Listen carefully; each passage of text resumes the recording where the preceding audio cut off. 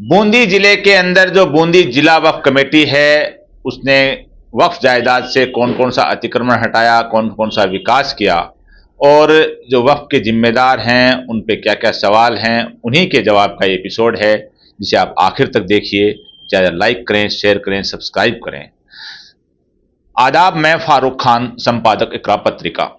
जैसा कि आपको हमने पहले के एपिसोड में बताया है कि थार न्यूज इकरा पत्रिका है, वो वक्फ जायदाद सीरीज वो चला रहा है। काफ़ी एपिसोड हमने इसके ऊपर बनाए हैं जो आपने देखे होंगे। ये जो हमारा आज का एपिसोड है, ये बूंदी की जो वक्फ जायदाद हैं उससे मुताल्लिक है। जो परिचयात्मक जो बूंदी का जो एपिसोड है जो आपने देखा होगा, उसके अंदर मोटी मोटी डिटेल है उसके अंदर। और बूंदी की जो जायदाद के मामले में कि यहाँ कौन कौन सी जायदाद का विकास हुआ, कितनी जायदाद हैं और क्या आमदनी है, और जो आरोप लग रहे हैं, क्योंकि आरोप हैं वो भी आदमी जो काम करता है वहाँ साथ रहते हैं, तो आरोप प्रत्यारोप जो भी होते हैं वो भी साथ होते हैं। इन्हीं चीज़ों का जवाब जो जिला वक्फ कमेटी है बूंदी की, उसके सदर इकरामुद्दीन साहब बबलू भाई जो हमारे साथ हैं, तो हम उनसे जानना चाहेंगे कि वो कब अपनी जिम्मेदारी संभाली थी, उनको संभालने के बाद क्या क्या उन्होंने काम किया और जो आरोप लग रहे हैं उनकी क्या सत्यता है। तो बबलू भाई, आपका इस्तकबाल है। सबसे पहले तो कि आप बने कब थे जिला वक्फ कमेटी में सदर? मैं जिला वक्फ कमेटी में सितंबर 2022 में जिला वक्फ कमेटी का मेरे को सदर बनाया गया, उसकी मुझे जिम्मेदारी दी गई। उसके बाद से अभी तक मैं कार्यरत हूँ और वर्तमान में भी पिछले महीने जून में मुझे दरगाह मीरा साहब कमेटी का सदर नियुक्त किया गया है। तो ये जो आपका कार्यकाल है 2022 से, तो इसमें आपने मोटा मोटा जैसे जिले के अंदर कितनी जायदाद ऐसी हैं जो जिनसे वक्फ बोर्ड को जो आमदनी हो रही है, ऐसी कितनी संख्या होगी पूरे जिले के अंदर? जिले में अलग अलग मोटी मोटी जायदादें चार है। एक नैनवा वक्फ कमेटी है, एक इंदरगढ़ वक्फ कमेटी है, एक मदीना मस्जिद जो बाईपास पे स्थित है वो वक्फ कमेटी है, एक दरगाह एवं मस्जिद मोमिन आरिफ साहब वक्फ कमेटी है। और ये वक्फ बोर्ड में इनको वोट देने का अधिकार भी दिया गया है। नहीं, जैसे आपने बताया कि मीरा साहब की दरगाह है, जो तारीखी दरगाह है, उसकी पहचान यानी बूंदी की पहचान के लिए मीरा साहब की दरगाह एक बहुत बड़ी पहचान है। और मदीना मस्जिद भी है रोड पे, जयपुर रोड के ऊपर, और कब्रिस्तान, और इसके अलावा जो मीरा साहब की बाड़ी, जिस कॉम्प्लेक्स में हम बैठे हैं, तो आगे ये कॉम्प्लेक्स है 24 दुकान का और पीछे बाड़ी है, जैसा बताया इसमें 4 बीघा 18 बिस्वा। और जैसे आपने बताया दरगाह बाबा मोमिन साहब आरिफ साहब की दरगाह है मीरा गेट पे, और मस्जिद होशियारान, और एक मुसाफिर खाना काबे का चौक। ये मोटी मोटी शहर की जायदाद है। ये मोटी मोटी शहर की जायदादें हैं। जब मैं 2022 में मेरी नियुक्ति हुई मैंने यहाँ कार्यभार संभाला, तो मैंने यहाँ देखा यहाँ कुछ लोगों ने अपने अपने हिसाब से सारी वक्फ प्रॉपर्टियां बांट रखी थी। दरगाह मोमिन आरिफ साहब है, वहाँ पिछले 17 साल से एक कमेटी बनी हुई थी जो अपना ही राजपाट चला रही थी। मैंने कई बार उनको कहा भी सही काम करने की, मिल के साथ काम करने की, लेकिन उन लोगों ने ना तो मुझे तवज्जो दी, ना उन्होंने कोई काम अपना बताया। उसके बाद में जब स्थानीय लोगों ने कई बार आकर के मेरे को कहा भी सही, भाई पिछले 17 साल से लोग काम कर रहे हैं और 17 साल में कोई अच्छा डेवलपमेंट नहीं कर पाए हैं, और 17 साल में इन लोगों ने न तो किसी उस वक्फ इनकम का, न तो किसी गरीब असहाय बेवा ना किसी की ये मदद कर पाए, सिर्फ अपने हिसाब से राजपाट चलाते थे। जब स्थानीय लोगों ने उनका विरोध किया, कई बार मेरे को भी लिखित में एप्लीकेशन दी। उन लिखित में जब मैंने एप्लीकेशन अपने राजस्थान वक्फ बोर्ड को भेजी, तो बोर्ड द्वारा वहाँ नई कमेटी बनाई गई। वो नई कमेटी पिछले 2 साल 1.5 साल से वहाँ काम कर रही है और अच्छा काम कर रही है और लोग खुश हैं। आपका जो कार्यकाल है करीब 4 साल का हो जाएगा सितंबर में। 3 साल का नहीं, 22 में बनाया था ना, तो सितंबर में 3 साल हो गए। तो ये आपका जो कार्यकाल है, इस कार्यकाल के अंदर जो वक्फ जायदाद हैं, क्योंकि जैसे राजस्थान के दूसरे शहरों में कस्बों में वक्फ जायदाद हैं, उन पे अतिक्रमण भी हैं, खुर्द बुर्द भी हो रही हैं, कब्जे कहीं हटे भी हैं, कहीं नहीं भी हटे हैं, केस मुकदमे सब सारी हुए हैं, हो रहे हैं। आपके यहाँ बूंदी जिले की आपके पास जिम्मेदारी है, तो बूंदी जिले में शहर समेत कितनी जायदाद आपने इस कार्यकाल में जो कब्जे हटवाए हैं या खुर्द-बुर्द होने से बचाई हैं, मोटी-मोटी 5-7 नाम या संख्या उनकी? देखिए ये मेरे बनने के बाद में एक प्रॉपर्टी हमारी दरगाह मीरा साहब की बाजरली में 46 बीघा भूमि, जो लोग पहले यहाँ के जिम्मेदार थे उन्होंने कागजों में तो उसका कब्जा लिया हुआ है, लेकिन मौके पर आज भी अधिकर्मी बैठे हुए हैं उस पे। उस प्रॉपर्टी को अतिक्रमण मुक्त कराने के लिए मैंने कलेक्टर साहब, एसडीएम साहब, तहसीलदार साहब सबको लिखित में दे कर के कार्रवाई करके उन लोगों ने भी सहयोग किया और वो इस पाइपलाइन में है कि इंशाल्लाह जल्दी वो प्रॉपर्टी हमारे पास होगी। हमने बहुत कोशिश की। दूसरी प्रॉपर्टी हमारी लाखेरी में है, उसका भी हमारे पास केस चल रहा है ट्रिब्यूनल में, क्या राजस्थान वक्फ बोर्ड ट्रिब्यूनल में उसका केस चल रहा है। वो भी लगभग एंड पॉइंट पे हमारा काम है। एक प्रॉपर्टी हमारे पास भंवरिया कुआं में है। कुछ लोग जो पहले यहाँ के जिम्मेदार जो थे वो अतिक्रमी के साथ मिलकर के उस प्रॉपर्टी की देखरेख कर रहे थे। एक प्रॉपर्टी, इसके बारे में मैं थोड़ा भूल रहा हूँ, जो एपिसोड हमने बनाए हैं ये जो बूंदी के अंदर, उसमें कि कोई किसी गांव में एक प्रॉपर्टी थी जो वक्फ की, जिसका कोई मुकदमा चल रहा था, उसमें पैरवी नहीं कर पाए और फैसला खिलाफ हो गया वक्फ के, ऐसा कोई मामला है? ऐसा मामला एक भंवरिया कुआं में एक प्रॉपर्टी है, उसका मामला है वो। उस मामले में ट्रिब्यूनल में जाना चाहिए था वो मामला, लेकिन यहाँ के स्थानीय लोगों ने अतिक्रमण से मिल करके उसको वक्फ ट्रिब्यूनल में कभी जाने ही नहीं दिया। तब अतिक्रमी और यहाँ के जो वक्फ को देखते थे वो लोग मिले हुए थे उसमें? वो लोग मिले हुए थे और उन्होंने कभी वक्फ ट्रिब्यूनल में जाने नहीं दिया। अगर कितनी बीघा है वो जमीन? लगभग वो जमीन है 42 बीघा। अभी वो वक्फ के पास नहीं है, हार गए? नहीं, वक्फ में जब यहाँ केस दायर हुआ तो हमने पार्टी बनने के लिए उसमें एप्लीकेशन लगाई। हम उसमें पार्टी बने। पार्टी बनने के बाद में जब हम जवाब देते, जवाब से पहले हमारे बंद कर दिया गया, खारिज कर दिया गया उसको। फिर हमने उसकी अपील की RRA कोटा में, वहां खारिज हुआ। खारिज होने के बाद में हम उसको वक्फ ट्रिब्यूनल में लेके गए उस मामले को। अभी वक्फ ट्रिब्यूनल में वो मामला चल रहा है और RAA से जो उसकी राशि उसका रिसीवर तहसीलदार बूंदी को बनाया हुआ है, उसकी राशि भी तहसील में जमा है। उसका भी हम स्टे RAA से लेके आए हैं और उस राशि को भी हमने रोका। लगभग 20-22 लाख रुपए के आसपास वो राशि है। उस राशि को रुकवाने भी हमने वो काम किया। ये जो आपका जो कॉम्प्लेक्स जिसमें बैठे हैं, आपका ऑफिस है जिले का, ये जो मीरा कॉम्प्लेक्स 24 दुकानें बताई जा रही हैं इसमें, और कुछ और दुकानें वगैरह बनाने का भी जो भी प्लान है, तो ये इसकी आमदनी इस कॉम्प्लेक्स से कितनी हो रही है मंथली? ये इसकी आमदनी फिलहाल हमारे पास नहीं आ रही है। एक्चुअल में ये 2013 में जिस वक्त जो जिम्मेदार थे उनकी देखरेख में ये बना था और उस टाइम पर एक विकास कमेटी कौन थे जिम्मेदार उस वक्त?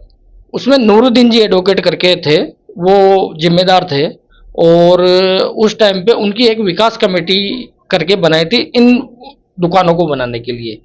विकास कमेटी का काम सिर्फ ये होता है कि वो विकास करे उसका, और इन्होंने वो मेंबर की हैसियत से थे और मेंबर की हैसियत से भी इसलिए बनाया गया था क्योंकि उस वक्त वो जिला वक्फ कमेटी के चेयरमैन थे।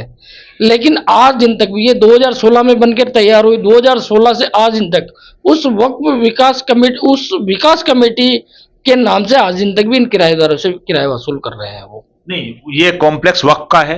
बिल्कुल है, वक्फ का है। और मीरा साहब की बाड़ी के नाम से? हाँ, मीरा साहब की प्रॉपर्टी है, दरगाह मीरा साहब की प्रॉपर्टी है ये।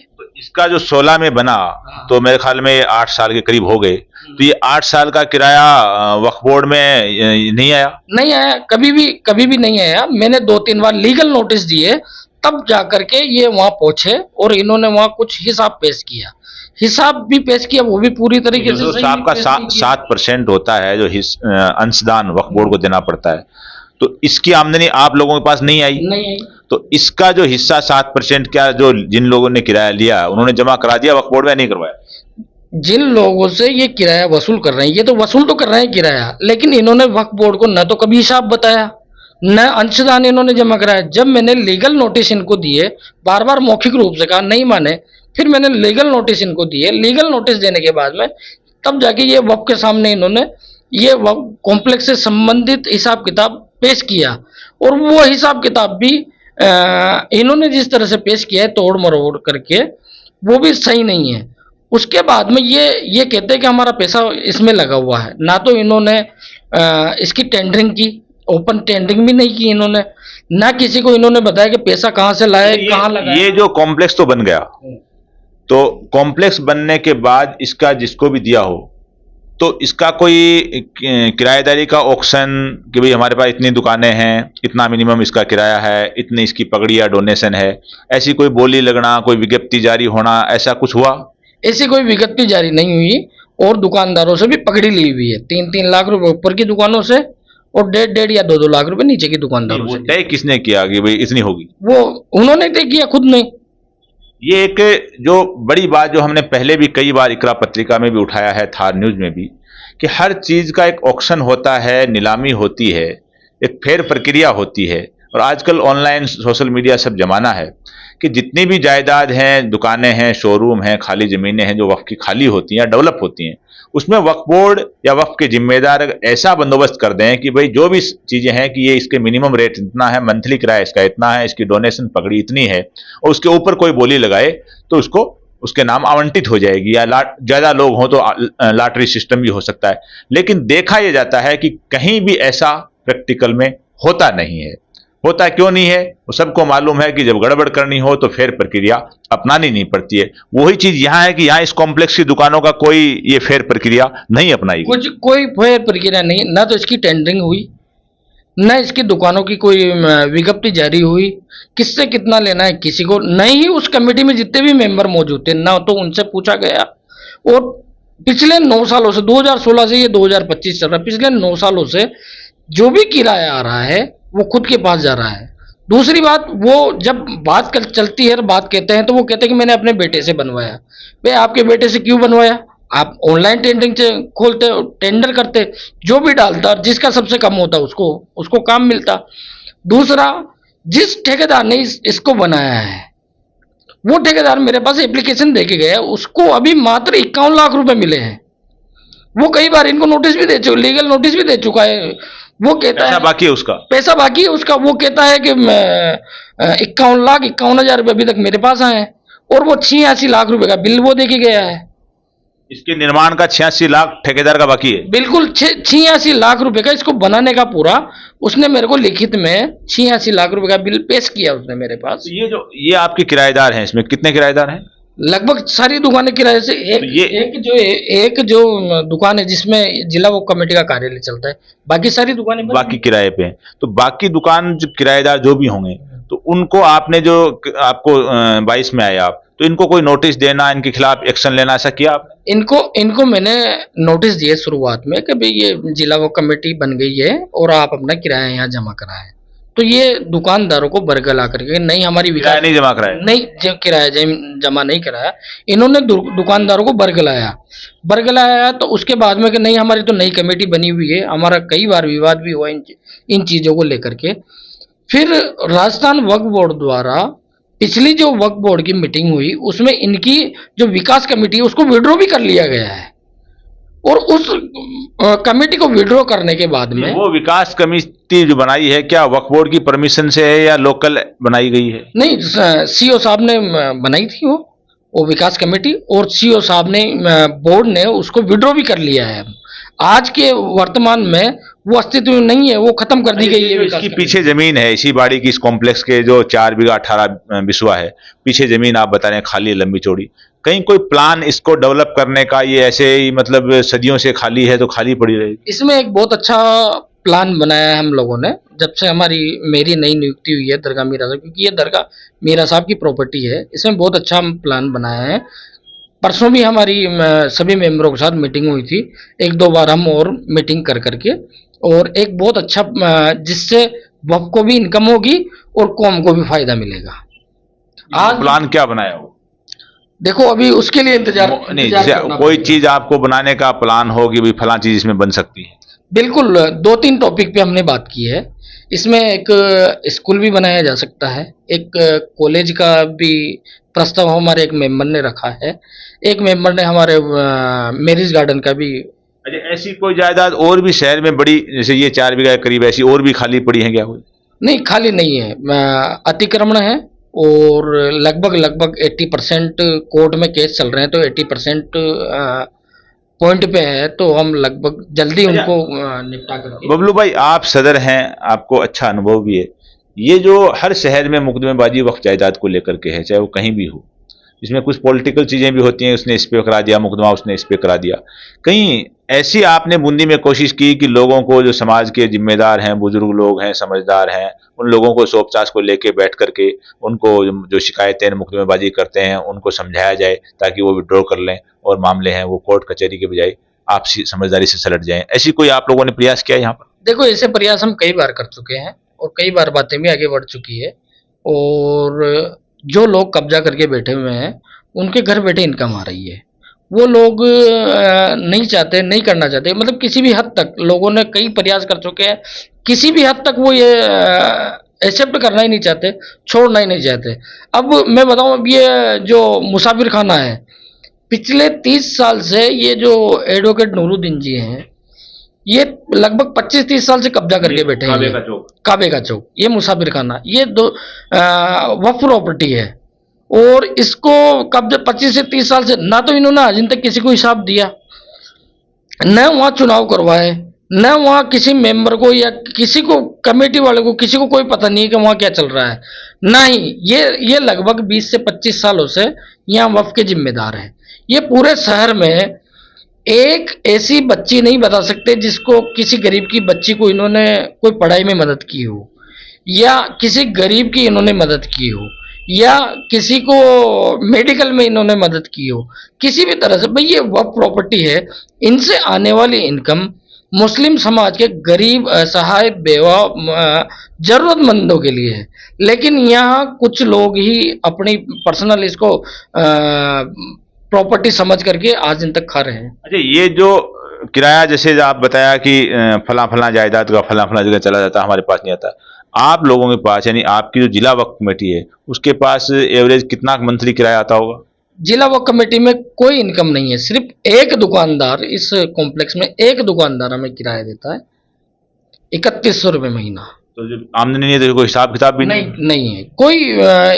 3100 रुपये महीना, जबकि इस ऑफिस को या जो भी काम हो रहे हैं, मैं अपनी जेब से करता हूँ ये सब काम। तो ये बाकी जो कमेटियां वगैरह, जो इदारे बने हुए हैं, वो जाने, उनका हिसाब जाने? हाँ, बिल्कुल बिल्कुल, जो जो बने हुए हैं उनका हिसाब तो वो लोग देंगे। अच्छा, ये जो एक चीज का जो हमने और भी एपिसोड बनाया है, इसमें जो एक ये कि कोई एसपी साहब को लेटर लिखा गया, हालांकि वो क्वेश्चन तो चेयरमैन साहब की तरफ से है क्योंकि उन्होंने लिखा था, उसके बारे में कुछ आप जानकारी हो, बोलना चाहें, क्या लेटर था वो? बिल्कुल, मेरे को जानकारी है। ये एक हमारे किराएदार हैं जो मुझे किराया देते हैं, ये उसको परेशान करते थे और उनके खिलाफ इन्होंने रिपोर्ट दर्ज करा दी थी यहाँ पे। तो उस संबंध में मैंने चेयरमैन साहब को पत्र लिखा था कि भाई इस तरह से ये लोग इनको परेशान कर रहे हैं। उस संबंध में चेयरमैन साहब ने एसपी साहब को पत्र लिखा था, भाई अधिकृत जिला वक्फ कमेटी के चेयरमैन ये हैं और ये लोग जो परेशान कर रहे हैं ये अधिकृत नहीं है। उस किराएदार के बिहाफ पे लिखा था? उस किराएदार के बिहाफ पे लिखा था। अच्छा, एक चीज और कि अभी जो आप बता रहे हो, जून में जो कमेटियां बनाई हैं, तो आपको किसी कमेटी का वो मेरा साहब के यहाँ बना दिया, तो और भी ये मोमिन साहब की दरगाह का भी शायद बदल दिया। तो हमारे एक एपिसोड में एक बंदे ने जो कहा है कि भाई वक्फ बोर्ड वक्फ जायदाद पे कब्जे करवा रहा है। हमने पूछा कि भाई वक्फ बोर्ड अपनी संपत्तियों पे कब्जे करवाएगा, ऐसा कैसे? तो उन्होंने कहा कि फला फला फला दरगाहों की कमेटियां बदली है। तो ये जो है कि भाई हमें हटा दिया गया, हम वहाँ खिदमत कर रहे थे, जितनी भी साल से कर रहे थे, और फला को बना दिया। तो ये क्या मामला है कि वक्फ बोर्ड वक्फ जायदाद पे कब्जा करवा रहा है? नहीं, ऐसा कैसे हो सकता है? जब तक वो लोग 17 साल से वहाँ बैठे हुए थे तब तक तो वक्फ बोर्ड बहुत अच्छा था, और जब उनको हटा करके वहाँ नई कमेटी नियुक्त कर दी तो वो कब्जे कैसे हो गए? वो भी, आप भी खिदमत कर रहे थे, वो भी खिदमत कर रहे हैं, इसमें कब्जे का तो कोई बात नहीं। और ये एक सिस्टम है, एक बार बना है तो वो परमानेंटली जीवन भर वही थोड़ी रहेगा, ये चलता रहेगा। आज मैं बनाऊं, कल कोई और बनेगा, कल कोई और बनेगा, तो मैं उसको संभला करके अपने घर चला जाऊंगा। लेकिन ये वो लोग हैं जो हमेशा से अपनी पर्सनल प्रॉपर्टी समझ के कब्जा कर रहे थे। अब आपको एक बात बताऊं, मैं 17 साल से ये कमेटी, जब बोर्ड मीटिंग में तय हो गई ये कमेटी, तो एक वहाँ के जो सदर जो थे उसने एक चिट्ठी लिखी वक्फ बोर्ड को कि वो आपने इस तरह से ये कमेटी बना दी है, हमारे 20 लाख रुपए या 25 लाख रुपए हमारे लगे हुए हैं, आप हमें वो 20-25 लाख रुपए दिलवा दो और हम नई कमेटी को चार्ज दे देंगे, अन्यथा हम नई कमेटी को चार्ज नहीं देंगे।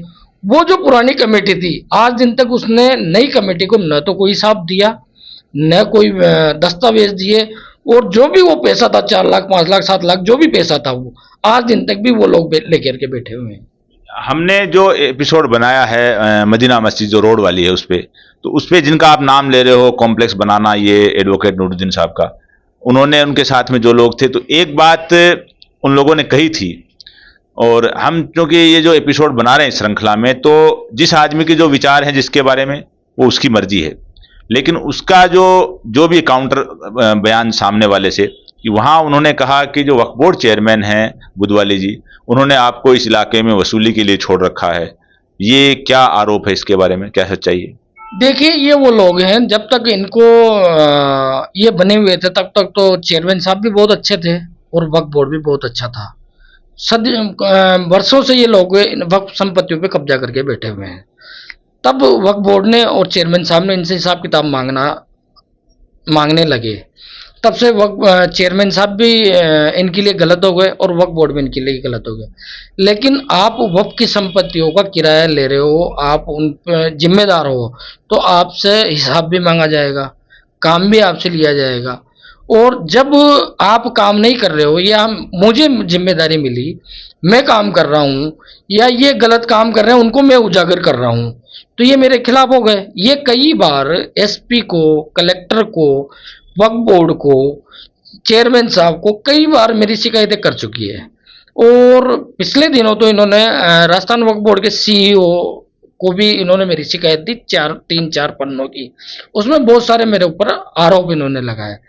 वक्फ बोर्ड ने उसकी कमेटी गठित की, टीम यहाँ एक कमेटी जो जांच कमेटी थी यहाँ बूंदी में आई, जो जो इन्होंने आरोप लगा रखे थे उन सब की उन्होंने तफसील से जांच की, और उस जांच होने के पश्चात मुझे क्लीन चिट मिली। तो वक्फ बोर्ड ने, इन्होंने शिकायत की या जो भी आरोप लगाए, उसकी वक्फ बोर्ड ने अपनी जांच करवाई, उसमें आपको बिल्कुल क्लीन चिट दे दी? बिल्कुल क्लीन चिट मिली मेरे को उसमें। अगर मैं गलत होता तो उसमें गलत पाया जाता, वक्फ बोर्ड मेरे खिलाफ कार्रवाई करता, या अन्य संस्थाएं कोई भी है मेरे खिलाफ कार्रवाई। कई बार एसपी साहब को भी इन्होंने शिकायतें दी, वहां भी जांच हुई, वहां भी मुझे क्लीन चिट मिली। कलेक्टर साहब ने भी जांचें की, वहां भी जांच हुई, वहां भी क्लीन चिट मिली। तो ये आरोप लगाना एक अलग चीज है, आरोप तो कोई भी कहीं भी किसी पे भी लगा सकता है। जो अपने जैसे आपने ये जो बड़ी जायदाद है वक्फ की जिसमें बैठे हैं मेन रोड पे, ऐसी जायदाद बूंदी की अगर आपके आकलन के, अपन को एग्जैक्ट नहीं पूछ रहे हैं कि भाई कितनी क्या आमदनी हो सकती है, बूंदी शहर की जो मोटी मोटी वक्फ जायदाद हैं, इनको अगर ढंग से डेवलप करके और इनका किराया वसूल किया जाए, एक जगह जमा किया जाए, आप क्या अंदाजा लगाते हो कि बूंदी शहर की वक्फ जायदाद से कितनी लाख रुपए महीने की इनकम हो सकती है? लाखों रुपए की इनकम हो सकती है। मैं कह रहा हूँ कौम को एक उभारने का, एक अच्छे काम करने का, या पढ़ाई लिखाई करने का, या मेडिकल में मदद करने का बहुत अच्छा अवसर है। लेकिन इन लोगों ने पूरा बंटाधार कर रखा है। नहीं, ये जो अगर ऐसा डेवलप हो जाए, पैसा आए, तो उसे गरीब गुरबा बेवा यतीम स्कॉलरशिप के लिए बच्चे बच्ची जो परेशान होते हैं, उन सब समस्याओं का समाधान हो सकता है। बिल्कुल हो सकता है, बहुत अच्छे लेवल पे हो सकता है। किसी की तरफ नहीं देखना पड़े, बिल्कुल किसी की तरफ देखने की जरूरत ही नहीं है। और ये नहीं हो रहा है उसके लिए दोषी भी हम ही हैं। बिल्कुल है, बिल्कुल 100% है। 100। मैं जब से आया हूँ, जब से जो ये वक्फ माफिया है इनसे खूब लड़ाई लड़ रहा हूँ। इन्होंने कई बार मेरे को ऑफर भी दिए, कई बार इन्होंने बहुत प्रेशर भी डलाया, लेकिन मैं इनके सामने झुका नहीं। मैं अपना काम अपने तरीके से कर रहा हूँ, चाहे ये किसी भी हद तक जाए, मैं जाने के लिए तैयार हूँ, लेकिन मैं कौम का भला चाहता हूँ। मैं कौम का भला चाहता हूँ। बबलू भाई इकरामुद्दीन साहब के विचार, जो जिला वक्फ कमेटी के सदर हैं, मीरा साहब की जो दरगाह है, कदीमी दरगाह है, तारीखी दरगाह, उसके भी सदर हैं। आरोप प्रत्यारोप अपनी जगह हैं, सच्चाई क्या है ये लोग जाने, जिम्मेदार हैं वो, वक्फ बोर्ड जाने या खुदा जाने।